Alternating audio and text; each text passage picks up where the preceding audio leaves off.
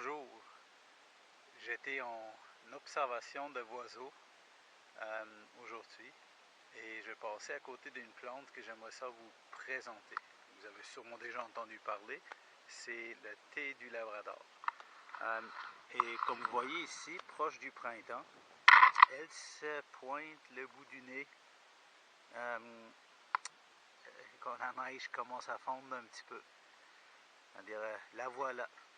Je ne vais pas aller au détail, c'est comment la reconnaître. C'est pas une plante difficile à reconnaître, mais je vais vous parler un peu de la plante par contre.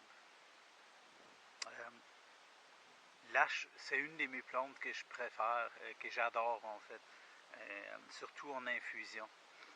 Cette plante-là est sédatif léger et très efficace d'ailleurs.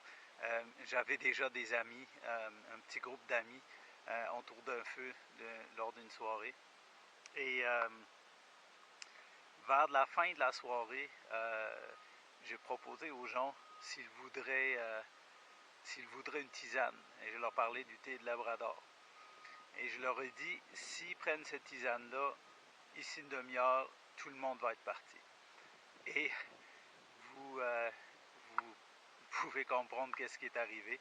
Le monde prenait les tisanes et une demi-heure, littéralement, tout le monde prenait ses affaires et partait.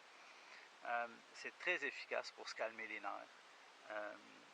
Si on a une misère de dormir avant le sommeil, avant de dormir, de le prendre pour un sommeil réparatoire.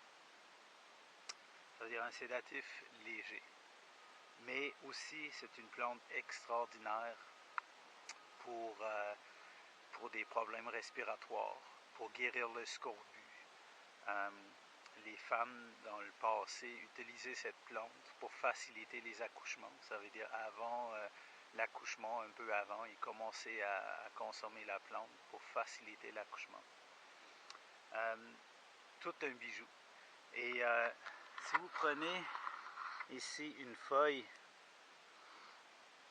vous voyez, elle est comme veloutée en dessous. Comme du poil un peu, comme celui-là, c'est une de l'année passée, évidemment. On voit le poil est comme orangé.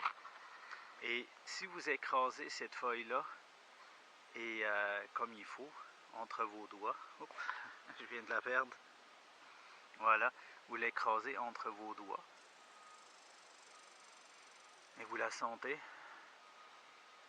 vous sentez les agrumes. C'est pour ça que c'est une de mes plantes préférées, surtout les nouveaux feuilles de l'année. Il y a tellement d'agrumes. Maintenant, il y a deux sortes de thé de Labrador. Il y en a une qui pousse dans le sous-bois, et surtout les conifères, et avec des feuilles plus grandes. Elle est moins succulente que celui-là ici, qui pousse dans une tourbière.